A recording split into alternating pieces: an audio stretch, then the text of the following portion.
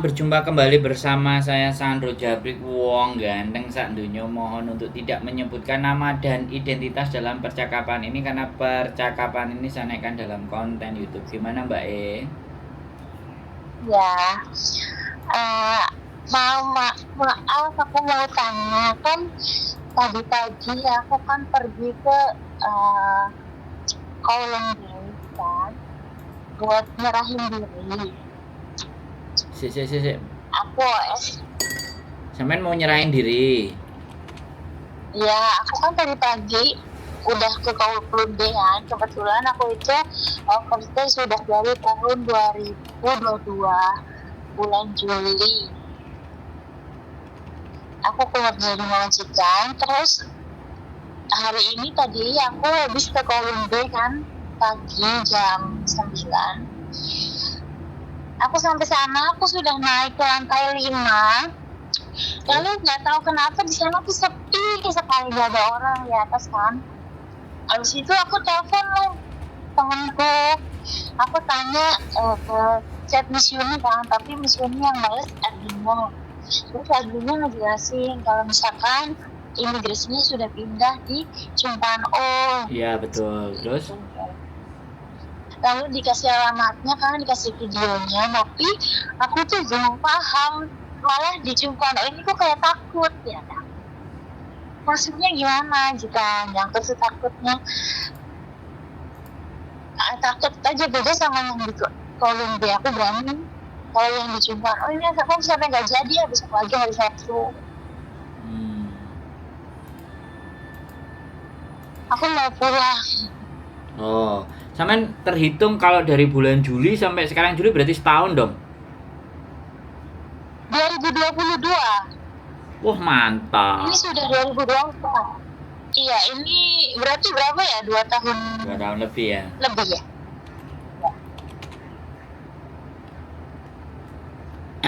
Jadi gini, wes ya, saya sekarang kan imigrasi pindah ke Sungwan O. Dan ternyata menyerahkan dirinya ke Sungwan O. Kemarin ada yang WA saya soalnya ngomong ke saya, Mas, saya udah nyerahin diri dan saya sudah sampai di Sungwan O. Dia WA saya seperti itu. Kantornya ada, sampai dia ngerekami kantornya. Jadi dari Sungwan O, tapi aku nggak tahu lantainya berapa. Tapi sebenarnya sampean tanya ke satpam masuk itu pasti. Sampean akan dikasih tahu. Dan kalau menyerahkan diri ini beda sama ketangkep. Kalau menyerahkan diri masih dianggap manusia karena kan kita baik-baik gitu. Jadi sampean boleh nanti ke Sungwan O, bagian lapor, aku overstay, aku mau menyerahkan diri, aku harus di lantai berapa laporannya. Nanti ditunjukin sama petugas satpam yang di bawah pun dia pasti welcome semuanya, mereka nggak akan ruwet. Nah nanti sampean ikuti aja prosedurnya. Terus kalau misalnya karena kita nggak ngerti ya, depend on sekali lagi setiap proses itu berbeda-beda. Tapi setidaknya nanti kalau masuk sel atau semuanya sampean ada yang kira-kira saya pulang dengan biaya saya sendiri ibaratnya, atau sampai nanti nunggu proses berapa, 1 minggu, 2 minggu atau sebulan, sampai ikuti alurnya prosesnya saja.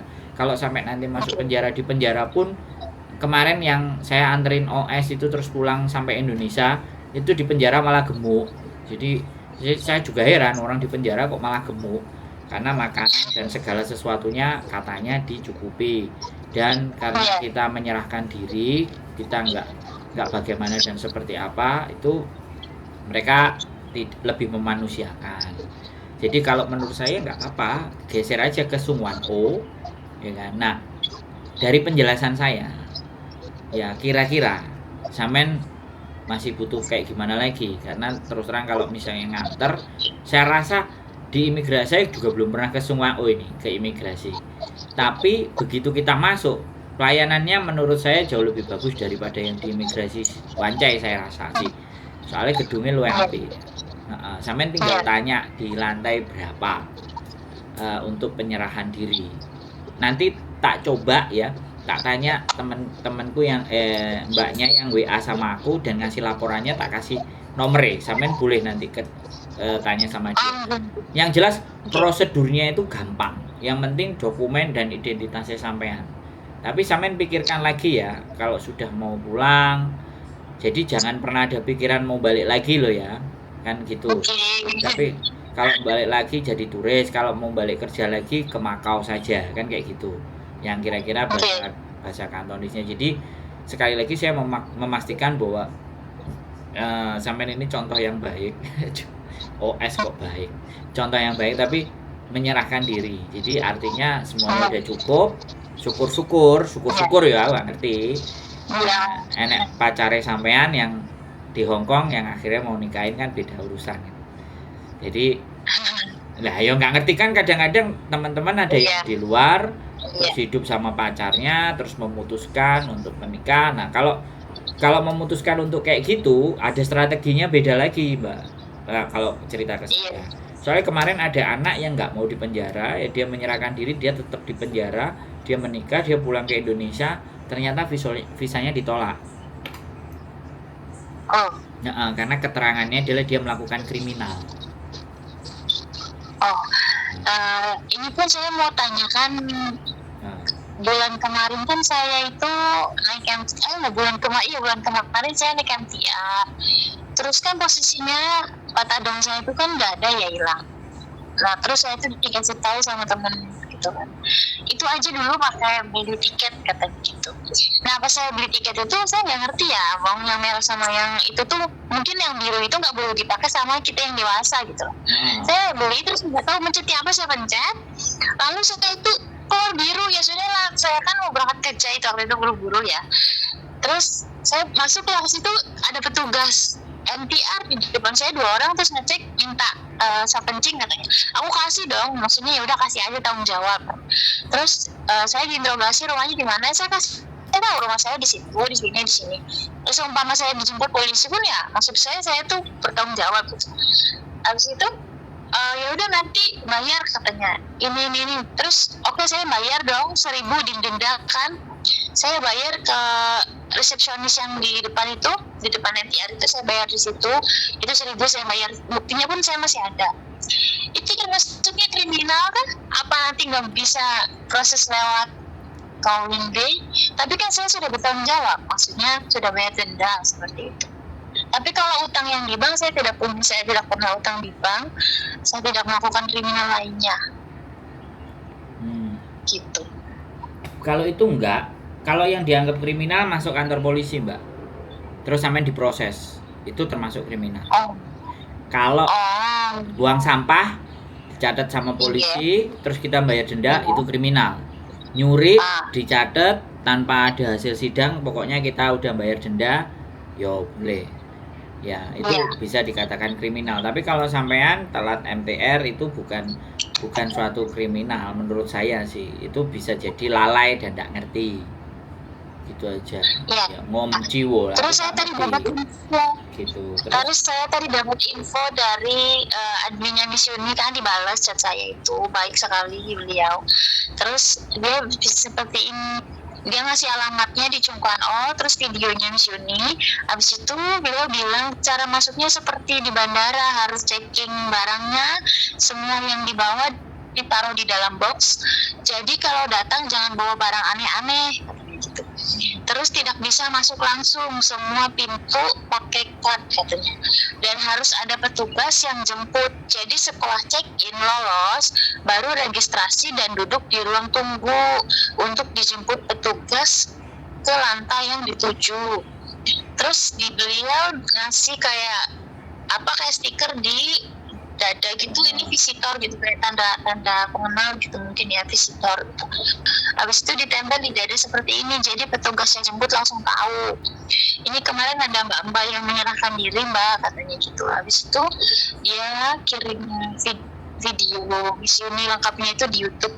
Ini kayak alamat yang Chungkwan O ini, cara-caranya Miss Yuni dikasih tahu di sini gitu. Bagus. Ya bagus. Tapi kalau hari Sabtu berarti masih buka ya? Jam segini. Besok kalau Sabtu biasanya setengah hari Mbak, sampai jam 12. Oh berarti harus pagi. Ya harus pagi. Senin juga nggak apa-apa, nggak ada masalah. Kalau sudah dikasih tahu mungkin karena ada yang overstay kemudian telepon sama beliau. Kalau saya yang terakhir nelpon saya yang overstay saya kontenin itu masih di sana Kowloon B. masih di Iya. imigrasi Kowloon B. Nah itu. Nah sekarang udah geser ke Sungwan O ya oke lah. Berarti ya bagus kalau udah dijelaskan seperti itu, tinggal diikuti aja alur prosesnya menurut saya. Iya. Karena bagi saya kalau orang menyerahkan diri perlakuannya beda sama yang ketangkep gitu. Kalau yang menyerahkan diri kan sudah ada itikat baik. Itu aja sih. Ya sudah komplit penjelasannya dari channel sebelah, ya mantap. Soalnya saya kalau saya gini Mbak, prinsipnya kalau orang tidak bertanya, ya sekali lagi saya nggak terlalu mengorek. Kalau misalnya saya harus sendiri datang ke sana di lantai berapa kejelasannya, ya saya cuma ngarahin, ngasih tahu aja bahwa ya sudah, kalau memang di channel sebelah sudah malah dijelaskan detail seperti itu, terus nanti juga bawa jaket. Kalau saya di Kowloon B dulu waktu nyerahin, saya selalu bilang usahakan sudah sarapan, perutnya kenyang, bawa minum, pakai jaket. Karena khawatirnya nanti kalau diinterogasi, ditanya-tanya kan waktunya agak lama tuh. Nah, takutnya kalau belum sarapan semuanya, terus kedinginan, kadang-kadang sih gitu sih. Kalau pengalaman yang cerita di Kowloon B, makanya dia udah siap makan, bawa minum, pakai jaket, jadi giliran ditanya-tanya semuanya kedinginan pun dia bisa pakai jaket, nggak ada masalah. Saya rasa itu tetap sama, karena sekali lagi Hongkong itu pasti adem gitu loh, di dalam itu pasti adem. Jadi semuanya oke dan luar biasa. 2 tahun sampai wis cukup ya, wis pingin mengakhiri ya. Iya 2 tahun lebih kayaknya. Apa saya tuh keluar bulan Juni apa Juli saya lupa ya. 2 tahun lebih. Kenapa nggak terus aja Mbak? Sebenarnya sih saya mau terus kan, maksudnya cuman karena ibu saya tuh minggu lalu meninggal dunia, adik saya nggak ada yang jaga di rumah gitu. Mungkin cukup lah sampai. Adiknya nggak ada yang jaga, berarti sampean belum menikah? Belum, saya belum menikah. Loh, adiknya umur berapa? Adik saya sudah besar, cuman perempuan. Adik saya 19 tahun, cuman kan perempuan di rumah. Kan abang saya, kakak saya pun nggak ada di rumah, jadi saya jaga. Oh, masa hidup di luar nggak ada kenalan yang bisa-bisa agak lumayan? Tapi enggak. Saya enggak, maksudnya gini, bukan karena ini saya nggak berminat, karena kan saya jujur ya, saya di sini niatnya cari duit untuk orang tua saya, untuk adik saya pesantren kan harus uang halal ya sih. Saya nggak mau aneh-aneh gitu loh. Mbak, kalau persepsi saya ya, sampean overstay. Kalau sampean overstay, uangnya bukan uang haram menurut saya.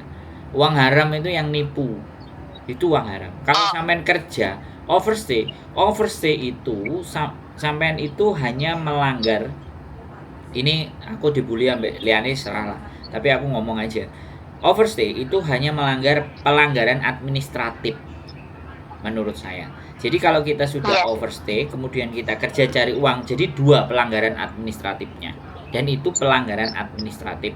Tapi dengan pelanggaran administratif itu sudah cukup membuat catatan rekod yang nggak bagus untuk di Hongkong. Nah itu.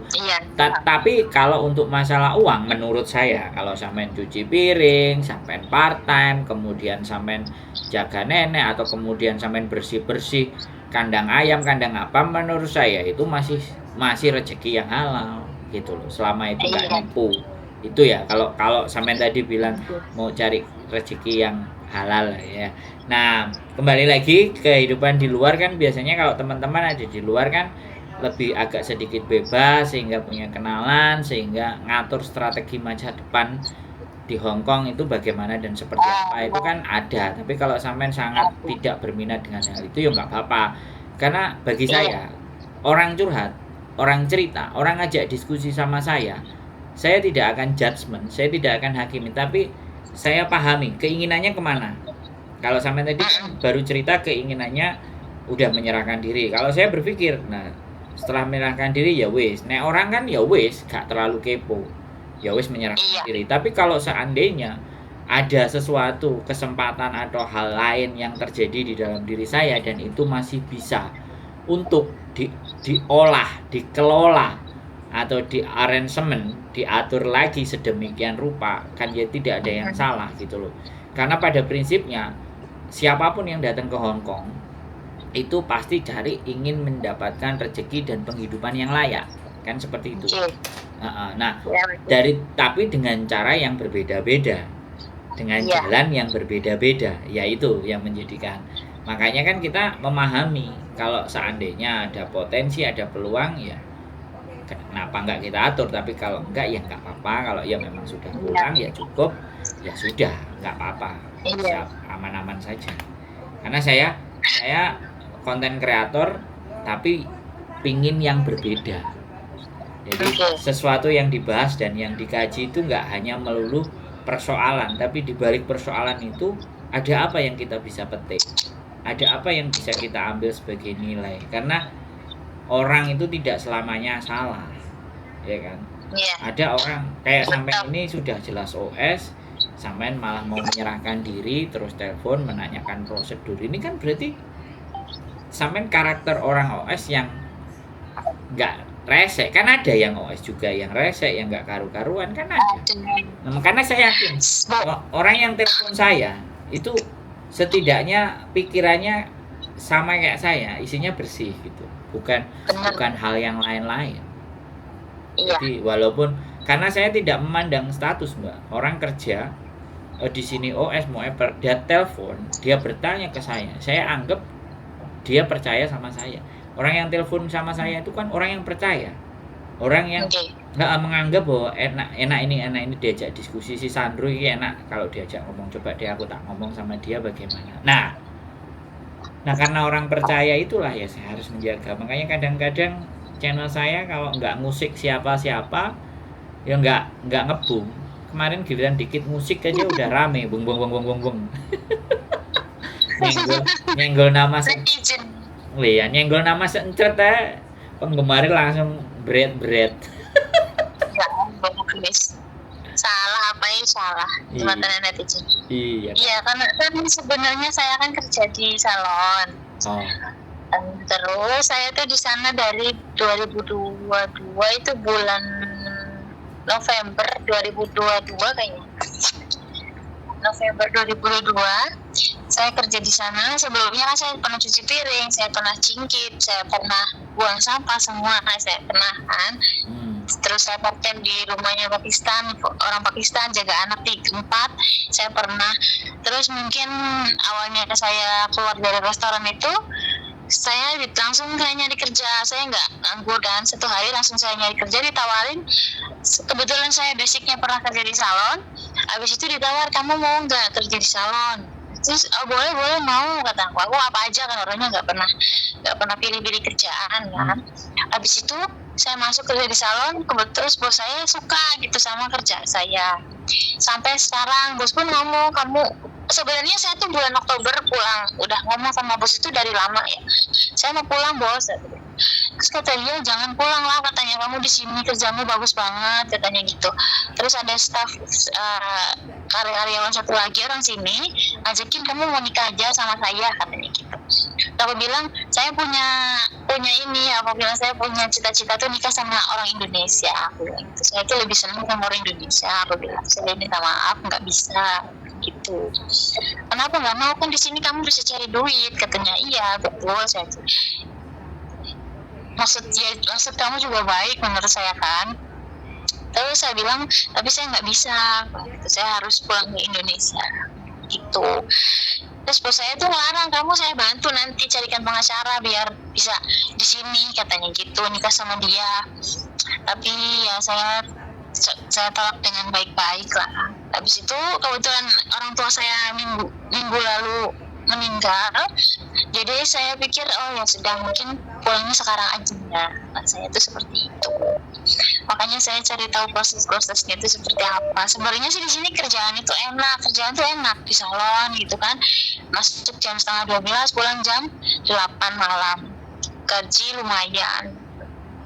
Anak kerja sama orang sini tuh beda, bukan seperti sama teman-teman sendiri ya. Saya kerja sama orang Indo pernah ya, duit saya dibawa kabur, sering pinjam tapi dibawa kabur, itu sering sekali. Saya bantu tapi malah saya yang dijahatin gitu.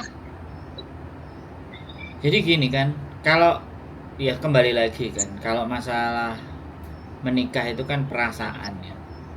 masalah perasaan, terus masalah hati, masalah aku nggak sreg. Tapi kalau orientasi kita memang bahwa ya kesini ya cari kerja, ya kalau memang ada yang mau nampo ya nggak apa-apa, dan jangan diserahkan hati segalanya atau perasaannya atau berharap. Ya itu kalimat yang sangat realistis yang dikatakan, kamu kalau nikah di sini kan kamu bisa cari uang. Nah ini loh, ini realistis. Walaupun kalau memang akhirnya sampean berorientasi di mana aku menikah ya aku berkeluarga, aku ya sayang-sayangan, aku kayak gini, di Hongkong agak berat untuk bisa dapat begitu. Tapi ketika momentum ini dapat dan ternyata berubah pikiran sampean, ya aku nggak ngerti ya di saat itu ya, karena kadang-kadang idealisme kemudian tidak terima, tidak realistis, itu wajar hal seperti itu. Masih memikirkan perasaan, masih memikirkan hati, masih memikirkan kenyamanan, itu nggak ada masalah. Tapi di dunia ini sebenarnya nyaman itu ya di dalam hati kita sendiri kalau kita menjalaninya enak. Jadi ukurannya kan beda. Mungkin menurut sampean aku nggak perlu lah yang kayak gitu, di Indonesia aja aku bisa dapat, ya nggak perlu banyak. Tapi suatu ketika nanti seandainya memang momentum itu ada dan masih berhubungan baik, masih say hello, menurut saya itu juga sesuatu yang bukan tidak mungkin, bisa di set up, bisa di setting, bisa direncanakan, bisa diusahakan. Cuman kalau sudah pulang ke rumah ya berharapnya tidak jangan terlalu besar. Tapi bagi saya tidak menutup kemungkinan. Jadi di luar mesti akan ada potensi-potensi yang kayak gitu, Mbak. Makanya kan tadi saya ngorek gitu loh. Ya jadi apakah nggak ada sih gini-gini lah, sampai terus akhirnya cerita. Karena orang teman-teman di luar, kehidupan untuk di luar itu kadang-kadang begitu, yang ditemuin serba-serbi. Tinggal kita mau putuskan apa enggak, kita mau yes or no di luar.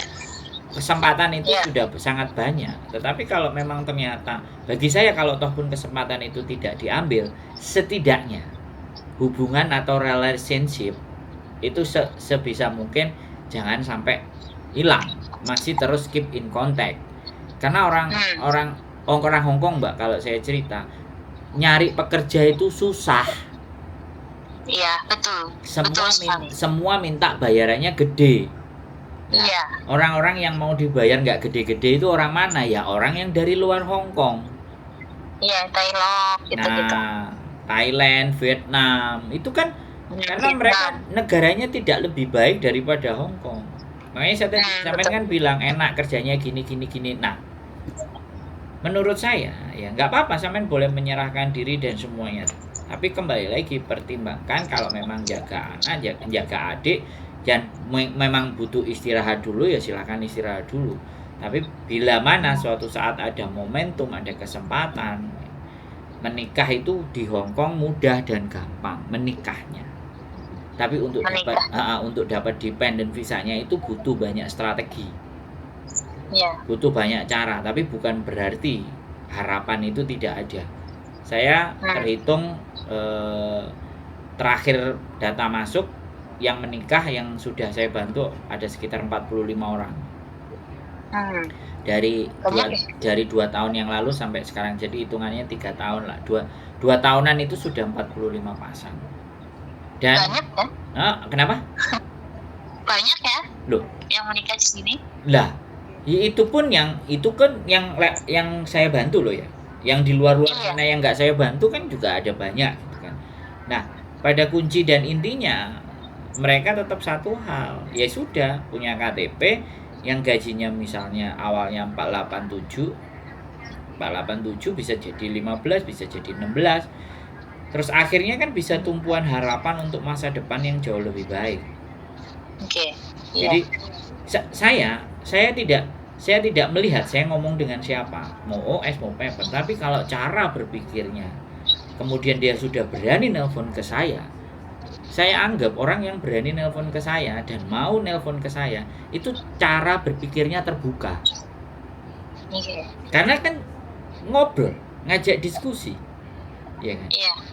Tukar pikiran. Nah, tukar pikiran. Jadi bukan konten saya itu bukan judgement, bukan menghakimi, tapi Gimana sih caranya kita mendapatkan kualitas kehidupan kita itu di episode berikutnya jauh lebih baik? Yang saya bahas kan itu. Iya. Ya kan, terlepas mereka mau membanding-bandingkan ya itu silakan, mereka nggak suka ya silakan, karena orang komentar itu sesuai dengan cara berpikirnya.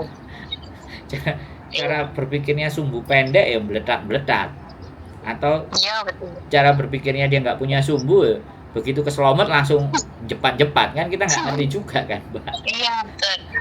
Belum selesai ditonton udah langsung komen, head comment. Lah, jadi ya wajar karena memang sekali lagi kan, teman-teman kita itu adalah manusia-manusia yang hebat, tapi tidak diakui kehebatannya sama orang-orang Indonesia. Ya gimana? Iya, betul. Nggak dapat pendapatan yang layak, kan? Tapi begitu ke Hong Kong, anaknya bisa kuliah, anaknya bisa sekolah, dianya bisa bangun rumah. Nah, berarti kan Hong Kong ini tempat menerima orang-orang yang tidak diterima di negara kita gitu. Artinya kemampuannya yang dia jual di negara kita itu tidak terlalu dihargai, tapi di Hong Kong kan setidaknya kalau untuk kehidupan di Indonesia kan ada harganya. Makanya kan terlalu berharga kalau teman-teman itu tersakiti. Sangat. Sangat. Terlalu berharga kalau teman-teman itu sedih, terlalu berharga kalau teman-teman itu saya anggap dan saya pikir putus asa di dalam kehidupannya. Menginjakkan kaki di Hong Kong, di negara atau di daerah yang gaya hidupnya itu termahal nomor 3, nomor 2 di dunia, itu suatu hal yang luar biasa. Saya jujur ya, saya berangkat ke luar negeri sebelum ini pun saya jujur saya akui Hong Kong itu paling saya suka, enak negaranya, jadi nggak pernah peduli sama orang lain, satu sama lain tuh ya bodo amat gitu, nggak pernah. Orang sini kan biasa saja ya berpenampilan, maksudnya biasa walaupun di sini orangnya pada banyak gitu kan. Biasa saja, tapi mereka nggak pernah ngejudge satu sama lain, kayak terserah kamu mau berpenampilan seperti apa gitu. Makanya kan negaranya maju. Ya, beda sama negara sendiri. Makanya negaranya kan maju. Iya. Tapi saya itu sama diajak nikah itu, saya sama dia tuh nggak pacaran. Jadi satu kerjaan, dia kan stylist kan. Saya kan cuma kali ngecat, terus smoothing. Kadang saya bantuin nyuci rambut kan. Memang saya awalnya nyuci rambut, terus lama kelamaan saya smoothing, saya ngecat rambut gitu kan. Terus saya bantu yang lain gitu. Lalu teman saya kan ada 2 orang Indonesia. Yang satu tuh awalnya dia di penjara, kena tangkap di penjara 3 bulan. Habis itu bos sudah tidak mau kan sama yang sudah bersangkutan dengan polisi kan, takut. Habis itu saya di situ itu sendiri kerja dari Januari sampai sekarang. Saya sendiri itu tuh sangat capek sekali kerja. Terus saya bisa bilang gini, bos apa nggak mau cari ganti orang Indonesia? Enggak, katanya saya mau cari orang sini aja, katanya gitu. Itu pun sudah ganti 2 orang karena tidak cocok kerjaannya. Cara kerjanya nggak cocok, ganti. Terus saya bilang, saya nanti mau pulang, saya bilang gitu. Kamu mau pulang serius? Emang kamu udah cukup? Udah, kataku kan dia ngasih alasan kenapa kamu mau pulang. Aku bilang, iya saya jujurnya saya udah punya bisnis kan. Hasil dari kerja di Hong Kong saya tuh semua saya kumpulin, uangnya saya nggak pakai yang buat enggak gitu kan. Saya kumpulin biar saya tuh nggak terlalu lama di sini sebagai overstay kan, karena kan nggak enak. Terus saya tuh perasaan saya tuh was-was terus kalau ketemu polisi di jalan kan, tiap hari kerja bolak-balik gitu. Makanya uangnya saya kumpulin, saya ada bisnis gitu di sana. Makanya saya merasa oke, berarti saya berpenghasilan dari situ, bisnis saya sudah jalan pun saya berarti sudah cukup di sini gitu. Karena kan berisiko sekali kalau misalkan saya ketangkap juga. Sebenarnya menurut saya sih kalau berisiko nggak, lebih berisikonya kalau paper, tapi kalau OS nggak terlalu berisiko menurut saya ya, karena orang menyarankan lebih baik OS daripada paper kan. Ya ini bukan pembanding A B C D, enggak, tapi ya sudah, kalau sampean sudah ada plan di Indonesia ya, saya rasa diskusi kita tidak perlu terlalu panjang karena bagaimanapun ya. Tetapi sekali lagi, kalau saya ya bisnis usaha, kalau memang feel-nya karena sampean merasa masih muda gitu loh. Jadi usia masih punya berkembang, masih ada peluang, masih ada potensi. Ya syukur-syukur habis ini sudah tidak ada gambaran dan pandangan lagi di luar negeri. Soalnya jin Hongkong itu kadang-kadang numani gitu loh. Orang jadi kelihatannya seperti ini karena ada yang mengambil sebuah kesempatan, ada yang nggak apa-apa. Di Indonesia aja saya akan berjuang dan akan berusaha untuk agar supaya saya tetap survive di Indonesia. Itu nggak ada masalah ya, justru suatu ketika malah kalau sampean di Indonesia usahanya kenceng dan bagus dan dirasa mantap, artinya ya bisa menjadi sebuah motivasi bahwa tidak selamanya overstay itu orang-orang yang nggak beres, tapi ada juga overstay yang setidaknya dia punya gambaran dan pandangan untuk kehidupannya bisa lebih baik, kan seperti itu. Nah di konten kayak gini pun saya cuman seneng kalau ada yang bercerita seperti ini, akhirnya ada gambaran bahwa tidak akan ada judgement. Jadi orang-orang yang sudah kaburan dan melanggar aturan itu nggak selalu yang nggak bagus. Orang yang di dalam yang melanggar aturan juga banyak.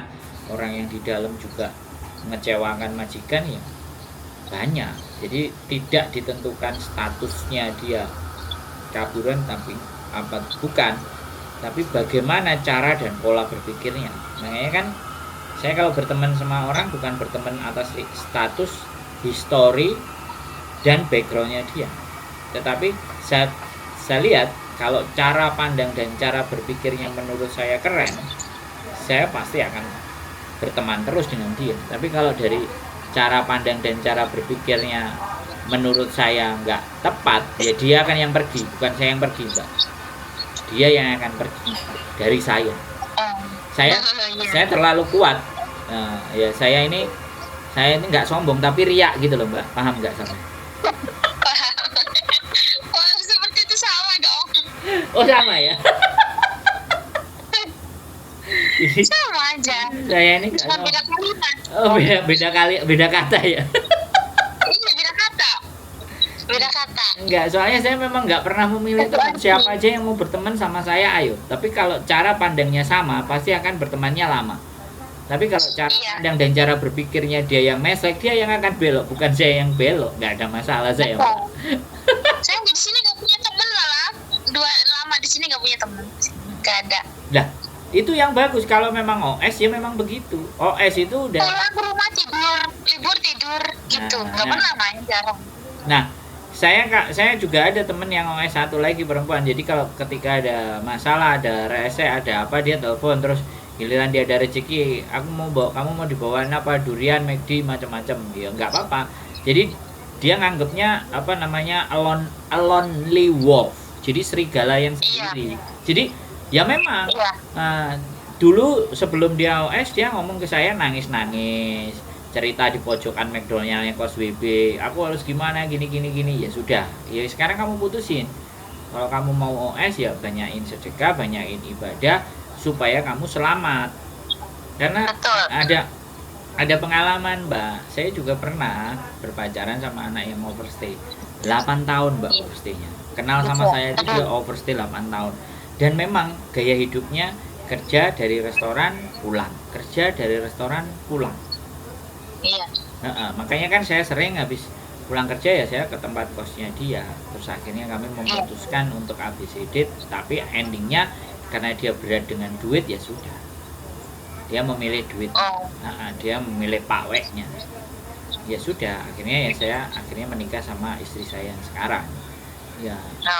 Jadi kembali lagi di mana bahwa memang harus jadi a lonely wolf. Jadi kita harus memang sendiri, tidak ada punya teman apalagi bestie dan semuanya itu nanti bakalan akan merusak perjuangan kita. Iya, betul. Kalau ataupun dia berteman ya sekedar makan di jalan ya sudah. Habis itu pulang rumahnya jangan sampai tahu di mana-mana. Nah, kebetulan kalau saya yang kenalan saya memang nggak ada orang banyak, temannya dia itu kalau enggak cuma 4 sampai 5 orang aja, nggak terlampau banyak, makanya dia sampai panjang. Jadi ya itu ceritanya sih untuk Hongkong. Sekali lagi Hongkong ini bukan sesuatu yang susah untuk ditaklukkan. Tapi bagaimana kita berkembang, bagaimana diri kita, buktinya saya sendiri aja jadi turis sampai 23 bulan kok. Saya datang ke Hong Kong kan jadi turis. Tambah lebih seru lagi ceritanya kan. Kalau sampean overstay 2 tahunan, saya jadi turis 23 bulan, Mbak. Dan saya nggak pernah, saya overstay-nya cuma 1 hari, saya bayar denda, selesai. Saya mempertahankan untuk tidak overstay. Iya. Jadi paham kehidupan di luar itu, paham di luar bagaimana. Saya jualan ikan asin, saya jualan rokok, saya jualan telur asin, jamu, ikut IRA, semuanya saya jalani. Makanya kan begitu saya sudah di posisi hari ini, ya saya bagaimana membantu teman-teman, karena saya dulu dibantu. Makan saya dari Senin sampai Minggu itu, hari Minggu kan anak-anak kadang-kadang makan kayak di gelaran, terus makanannya kan nggak habis tuh. Kalau bawa kan pasti banyak, 5 kumpulan, 5-5-nya bawa. Saya jualan jamu, pisang masuk, gorengan masuk, sayur masuk, itu yang saya makan 1 minggu ke depan. Sampai sebegitu kehidupan saya sampai di situ. Makanya kan saya nggak membedakan karakter orang, background orang, masa lalu orang. Yang saya pikirkan adalah orang ini punya cara berpikir ke depan nggak? Orang ini memikirkan hidupnya ke depan nggak, dan apa yang dia lakukan nggak? Kalau tidak, dia pasti minggir dari pertemanan dengan saya. Tapi kalau dia diajak berbicaranya nyambung, sampai detik ini dia masih berteman dengan saya. Karena yang berharga di dunia ini kan bukan harta. Yang berharga di dunia ini kan mata uang yang dimanapun kita hidup itu bisa diterima adalah kepercayaan. Betul. Kepercayaan itu mata uang yang diterima dimanapun. Makanya trust bulu. Dimana bumi dipijak di situ, dimana bumi dipijak di situ langit dijunjung. Nah, jadi kepercayaan itu kunci. Hidup saya jadi sales 7 tahun. Bagaimana saya dipercaya? Dan hari ini pun yang percaya kepada saya, yang sudah nelpon, kalau dihitung mungkin dari konten saya ada sekitar 5.400, 6.000-an lah orang telepon. Kalau ada yang nggak saya kontenin. Nah itu apa nggak sesuatu usaha yang berat? Apakah tidak melampaui fase-fase sehingga orang bisa percaya dengan kita? Dan pasangan menikah kita bantu, anak-anak yang kena persoalan dan masalah. Jadi tidak diukur dari apa yang ada di konten. Jauh yang tidak dikontenin itu menurut saya jauh lebih banyak. Ya nggak ada persoalan dan nggak perlu saya juga sampaikan. Tapi diskusi kali ini menarik, dan sampean masih muda, dan sampean benar-benar memanfaatkan waktu. Sampean belum menikah, tidak banyak persoalan, akhirnya sudah siap, sudah ready, sudah mau pulang. Ya harapannya nanti kalau sampean sudah berproses, kalau sampean tidak berkeberatan, sudah sampai di Indonesia, suasana sudah nyantai, saya sebenarnya menunggu cerita pengalaman sampean, karena imigrasinya baru, ya kan, menyerahkan dirinya baru. Yang kemarin yang cerita sama saya itu 6 tahun. OS, wah hebat. Nah, overstay-nya 6 tahun. Dan dia juga baik-baik saja, cuman ada laki-lakinya yang suka. Cuman saya nggak ngerti kenapa nggak dilanjut sama dianya. Dia memilih pulang. Sebenarnya ada, kenapa nggak digas? Ya kalau masalah hati dan perasaan, ya kayak sampean tadi ceritanya. Kalau hati dan perasaannya nggak srek, mau gimana kita? Nah, makanya kenapa saya tanyakan ke situ, karena biasanya ada. Gitu. Banyak sih sebenarnya, bukan ada, banyak. Setahu saya ya, cuma kalau saya ditanya, kamu tuh katro banget, gak pernah keluar, kerja pulang, kirim duit itu dipakai buat shopping di sini, belanja. Saya bilang, kamu jangan samakan saya dengan dirimu sendiri, kita beda server, yang penting kita kerja, kita kenal sudah. Kamu jangan ikut campur urusan saya. Uang saya mau apakan, saya mau kirim ke Indonesia, saya mau tabung, saya mau apakan, itu urusan saya. Pas dia kena di penjara, dia tidak punya uang untuk di luar. Setelah dia keluar dari penjara, saya bantu, tapi saya dijahatin gitu, dia bawa kabur duitnya. putus. Ya, banyak sekali cerita. Banyak sekali. Nah, makanya Makanya saya bisa milih nggak mau temen, ya udah saya cuma tanya itu saja. Terima kasih banyak untuk waktunya Mas Jabri. oh siap, sehat selalu buat sampean dan sukses usaha di Indonesia. Ya, terima kasih. Saya selalu tunggu kalau tidak keberatan kabarnya nanti kalau sudah sampai di Indonesia. Oke, siap. Ye, sehat selalu. Sehat Mbak selalu ya. Terima kasih. Matur Ya. nuwun, yuk, bye-bye. Assalamualaikum. Bye-bye. Buat teman-teman semuanya, cap dan pandangan overstay dan paper itu tidak selamanya buruk ya, karena mereka punya alasan sendiri. Saya tidak melindungi mereka, saya juga tidak menyanjung mereka, tapi namanya manusia dan hidup, status itu hanya sifatnya dunia. Bagi saya yang terpenting bagaimana cara kita berpikir, karena dalam hidup kalau kita tidak mempunyai cara berpikir maka kehidupan kita menggelambiar. Keep stay tune my YouTube channel and see you next video. Bye bye.